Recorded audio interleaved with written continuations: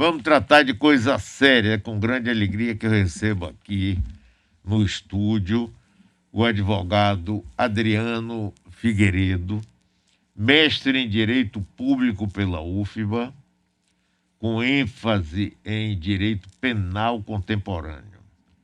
Pós-graduado em Processo Penal pela Damásio, professor universitário, advogado criminalista e com especialidade em improbidade administrativa.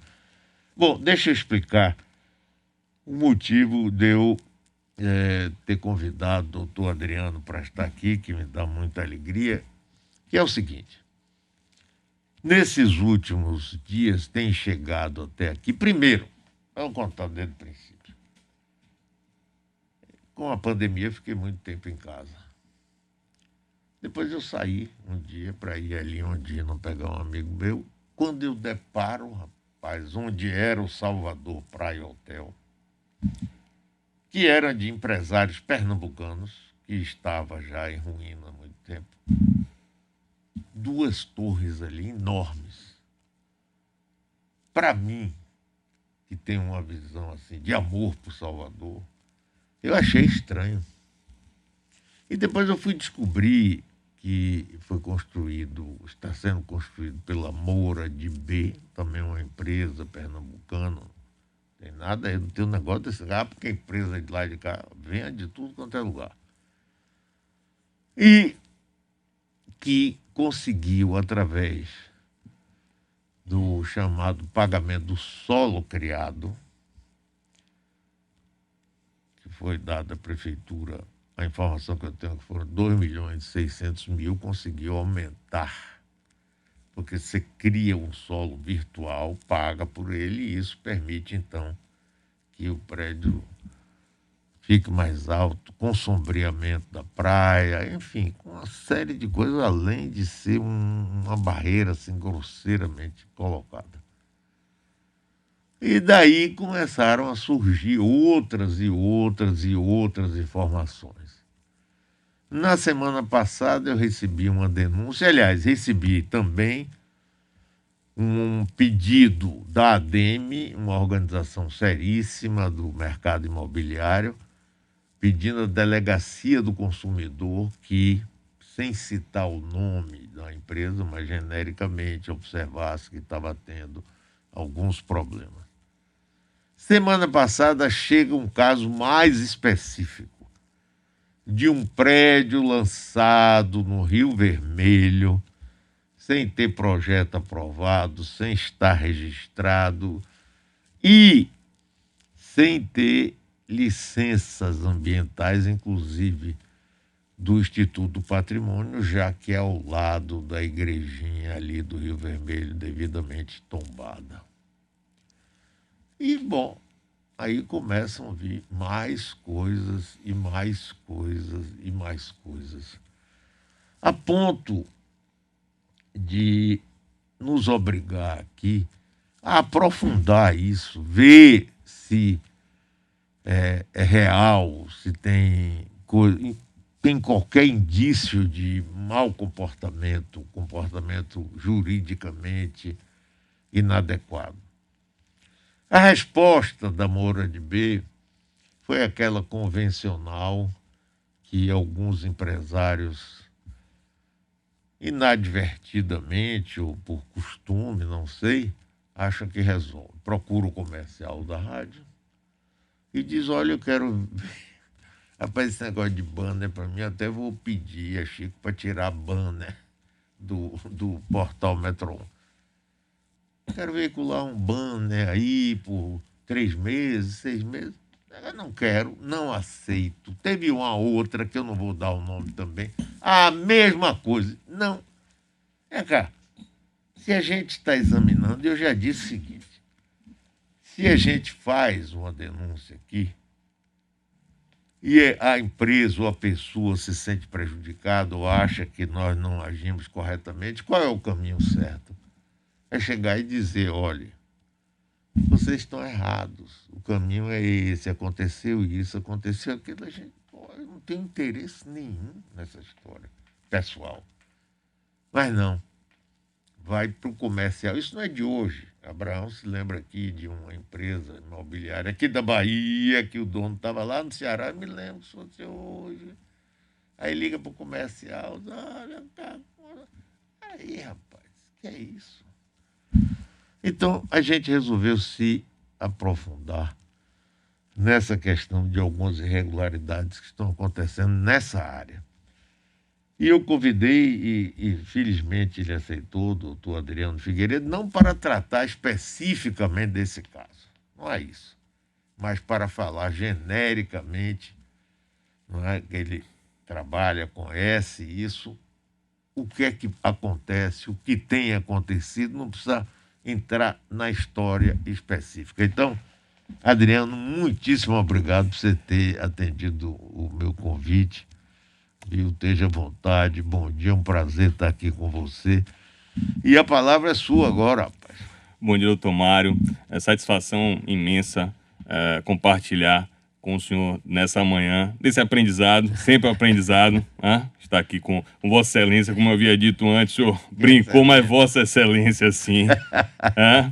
Então, cumprimento também os demais da bancada, Aragão, Nardelli, os ouvintes, os que estão acompanhando também por outros canais de comunicação. Isso. Bem, doutor Mário, essa é uma temática que diz respeito à criminalidade econômica. Eu já venho me dedicando há algum tempo ao estudo de tal temática e especificamente às repercussões no âmbito do mercado imobiliário. Então, até recentemente, publicamos um artigo a respeito da incorporação imobiliária, práticas indevidas e repercussão criminal.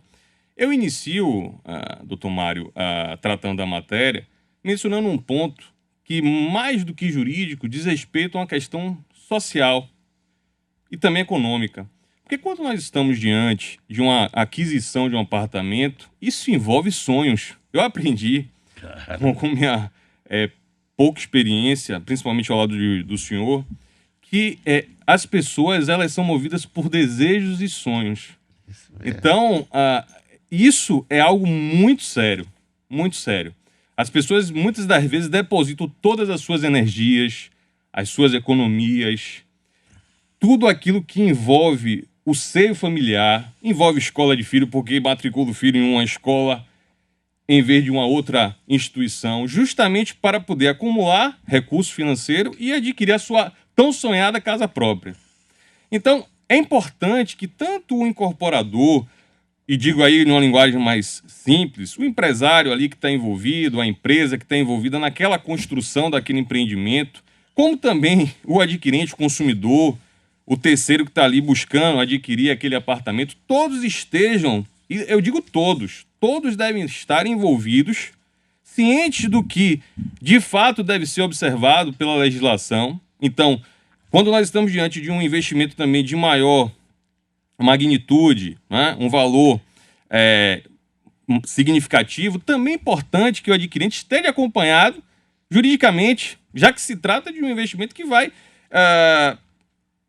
determinar um impacto financeiro no seu patrimônio. Então, todos devem estar cientes do que e de qual maneira deve essa operação negocial ser trilhada. Então, apesar de antiga, a lei de incorporação imobiliária é importante e precisa ser observada.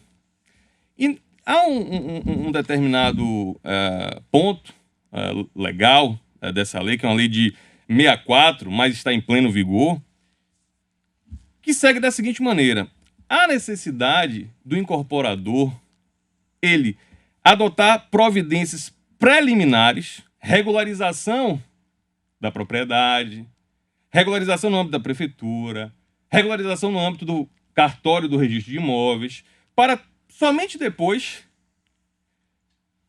apresentar ao público esse empreendimento para fins de comercialização. Agora, o que acontece, doutor Mário? Essa regularização, eu venho buscando informações, até por conta do estudo, demanda 1 ano e meio. Ou seja, aqueles que estão observando a legislação permanecem 1 ano e meio para regularizar o empreendimento e, a partir daí, iniciar a comercialização dessas unidades. Bem, a operação de interrompendo não significa que a empresa que não seja, vamos dizer assim, tão católica, né, como se falava antigamente, ela passa na frente dos outros, lança um empreendimento e leva vantagem, então. Essa é uma das perspectivas. Se fosse somente essa, doutor Mário, eu poderia dizer que menos mal, mas temos situações que eu posso dizer que são até mais graves, mais gravosas. Pelo seguinte, Diga aí. a partir do momento que não há essa regularização, muitas das vezes, e é possível que isso aconteça, aquele empreendimento pode estar sendo comercializado sem a necessária regularização da propriedade, ou seja, está vendendo um determinado imóvel que não lhe pertence ainda.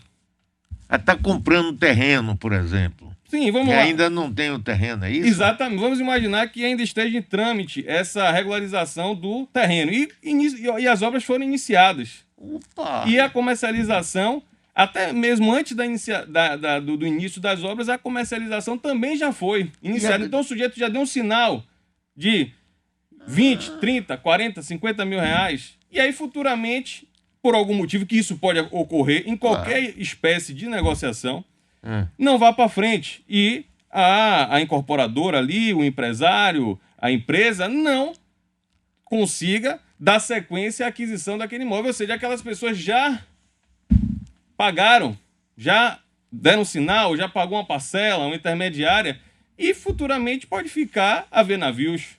Ou seja, sem poder realizar o que a gente havia comentado aqui no início, o seu sonho de aquisição, muitas das vezes, de sua casa própria, seu primeiro apartamento. Eu estou conversando aqui com o advogado Adriano Figueiredo. Adriano, me diga uma coisa, então. Presta atenção. Que instância governamental é obrigada a ver se estão sendo observadas essas coisas? Porque no caso aí, eu sei que não quero... eu que estou fulanizando, digamos assim. No caso da Moura de B, nesse último empreendimento lá no Rio Vermelho, não tem nada disso.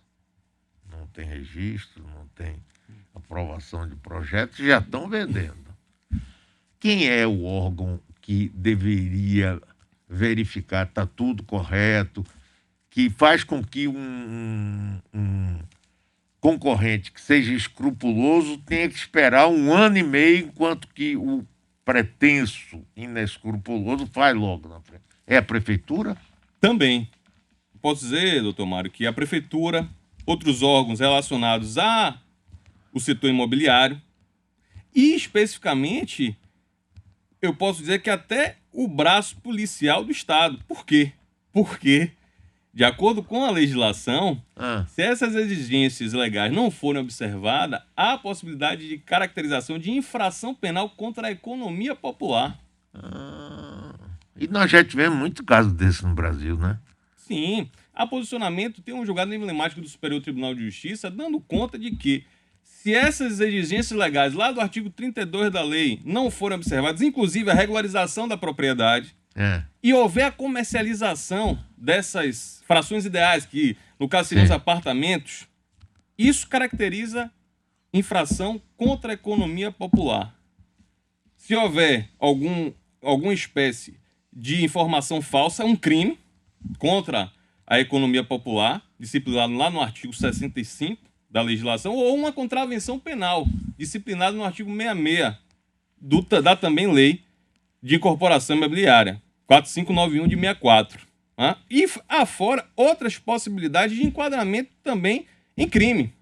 Crime contra as relações de consumo, crime de concorrência desleal, que a gente havia acabado de comentar.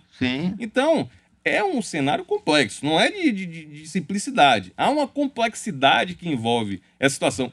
E o pior, é um sonho que pode vir a ser prejudicado em razão de uma irresponsabilidade pelo fato de não observar a legislação que rege a matéria desde 1964. Quer dizer, Adriano, o sonho pode virar um verdadeiro pesadelo. Perfeitamente. Deixei o trocadilho para Vossa Excelência. Aqui conversando com o professor, grande advogado Adriano Figueiredo, que bom, Adriano. Agora Aqui, tá- me permita, Tomara, aqui Diga, é diga. aluno, não professor. Aqui é aluno. Adriano, tu é ótimo. Olha, e tem outra coisa também. Eu entendo sua posição e não quero que. Não lhe convidei para você entrar em nenhum caso específico. Você está nos dando aqui uma verdadeira aula de informações fundamentais para nós da imprensa, inclusive, sabermos trabalhar melhor. Mas a informação que eu tenho, para complicar mais ainda a situação da Moura de B, que tem todo o direito e espaço para esclarecer se não for verdade, quando a Moura de B adquiriu o terreno aonde estavam as ruínas do Salvador Praia Hotel. O Salvador Praia Hotel foi um belíssimo hotel de Salvador na época. Muitos eventos ali, eu mesmo, como prefeito, tive a oportunidade de ir. Bom, acabou. É um grupo pernambucano. Eu até conheci o proprietário na época. E, então, a informação que eu tenho é de que o Salvador Praia Hotel foi vendido em troca, que é muito comum no mercado imobiliário.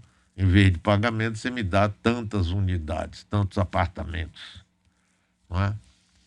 Mas a informação que eu tenho é de que os donos do Salvador Praia Hotel estão na justiça contra a Moura de B, porque não está obedecendo isso, estaria, veja bem, estaria vendendo unidades que pertencem ao acordo com os antigos donos do Salvador Praia Hotel. Quer dizer, nesse momento, Adriano, em que a gente está vendo uma retomada da economia, e na área imobiliária isso está até andando, felizmente, né, para todos nós, com grande alegria que eu vejo isso, com uma certa rapidez. E eu tenho um amigo que chega para mim e diz, olha, eu conheço isso aí, tudo que é lançado é vendido, quer dizer, está tendo o mercado. A possibilidade de a pessoa entrar em busca de um sonho e acabar num pesadelo também, se não tomar cuidado, é grande, não é, Adriano? É grande. É importante. E aí eu posso falar por mim, doutor Mário. Olha. Eu busquei um determinado apartamento para fins de investimento. Quando eu fui solicitar a documentação, me encaminharam uma parte e a outra parte não. Eu questionei, mas por qual motivo essa outra parte dos documentos não foi encaminhada? Não, porque sigilo, isso envolve questões relacionadas a determinada incorporadora. E quando eu fui verificar, o motivo pelo qual essa documentação não me foi compartilhada foi porque essa incorporadora, e aí já posso adiantar que essa incorporadora não foi mencionada pelo senhor até então na entrevista. Certo. Essa incorporadora, ela estava buscando uma alavancagem financeira para poder dar continuidade ao empreendimento.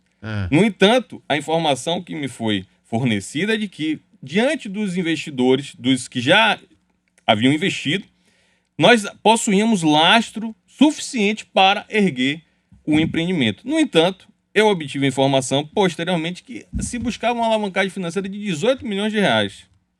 Ou seja, e aí olha a importância dessa regularização, ou seja, da necessidade desse registro da incorporação que se chama RI, no âmbito do cartório do registro de imóveis. Porque muitas das vezes o sujeito está ali, o indivíduo, a pessoa, está investindo naquele empreendimento, aquele recurso é utilizado para outro, isso não é incomum, e futuramente o sujeito não vai ter ali concretizado, ou melhor, concretizada a construção do seu apartamento. Então, é importante não somente buscar verificar se há e se houve a regularização, se há um registro da incorporação, o RI, o chamado RI, que está sendo também disseminado na mídia recentemente, como também é importante, como eu havia mencionado para o senhor anteriormente, do que nós chamamos de due diligence, de buscar diligências, verificar quais são os documentos,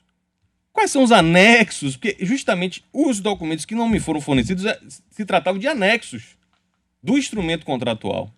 Então é importante, e volto a dizer, Quando se trata de um negócio jurídico, de uma operação econômico-financeira de maior magnitude, isso aí depende de cada caso. Porque uma operação de 300 mil pode ter uma magnitude para um sujeito e uma de 500, 1 milhão para outro. Então, se houver uma magnitude dessa operação, a assessoria jurídica é importantíssima. Olha aqui, tem gente aqui já se manifestando. Léo Camardelli, esse advogado é de altíssima qualidade. Obrigado, meu cara. Jorge Moraes, excelentes esclarecimentos. Leoni Filho, parabéns pela entrevista. Precisamos desses esclarecimentos. Pois Adriano, o que eu acho importante esclarecimento é exatamente por isso, né? Porque depois dessa pandemia que a gente vê, inclusive muita gente, aqueles que, sem contar com a classe de miseráveis desse país que aumentou estupidamente por conta da pandemia e dessa política econômica perversa do governo, mas tem gente que até economizou muito dinheiro durante a pandemia, gente que viajava, não viajou, que saía para ir comer fora, que, enfim, né?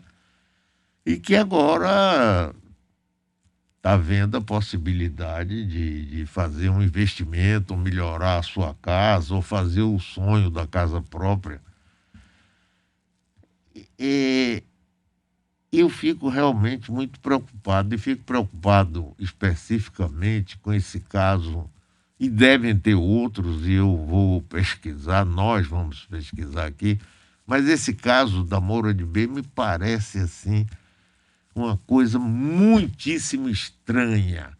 E como é que passou por todas as análises da prefeitura e tudo, sobretudo além desses casos lá do Salvador, ex-Salvador Praia Hotel, esse lançamento no Rio Vermelho agora, sem nada, mas está lá lançado, quer dizer. Adriano me mostrou aqui que um empreendedor sério, ele pode esperar até 1 ano e meio para regularizar tudo. E aí o outro vem, passa por cima de tudo, não regulariza nada, lança e começa a receber dinheiro que vai financiar a construção ou outros buracos que ele eventualmente tem. Não é isso? Você que citou, Perfeitamente. inclusive nesse caso aí que você estava querendo investir num apartamento. Exatamente, doutor Mário. Então, temos que ter muitos cuidados, não é? Bastante. E pesquisar tudo, é isso? Exatamente. Eu volto a dizer, essas diligências preliminares precisam ser efetivadas. E, de preferência, com assessoria jurídica. Porque se eu não fosse advogado, eu provavelmente teria embarcado nesse investimento. Né? Uma construção que eu iria adquirir no que nós chamamos na planta.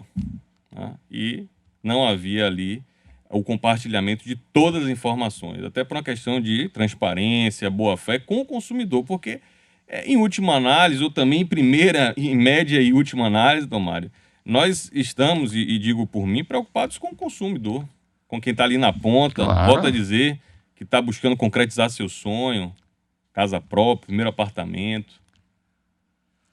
Muito bem, Adriano. Olha, muitíssimo obrigado. Foi um prazer enorme te conhecer. Espero que a gente volte a conversar muitas vezes aqui, viu? Obrigado, Tomário. Gostei muito de você. Para você fala bem, fala concisamente, com conhecimento. Obrigado, Você vai nos ajudar muito aqui, viu? Eu que agradeço e volto a dizer, aqui figuro como aluno. Não se esqueça disso. Grande, Obrigado, Adriano. Tomário. Bom dia a todos e todas. Vamos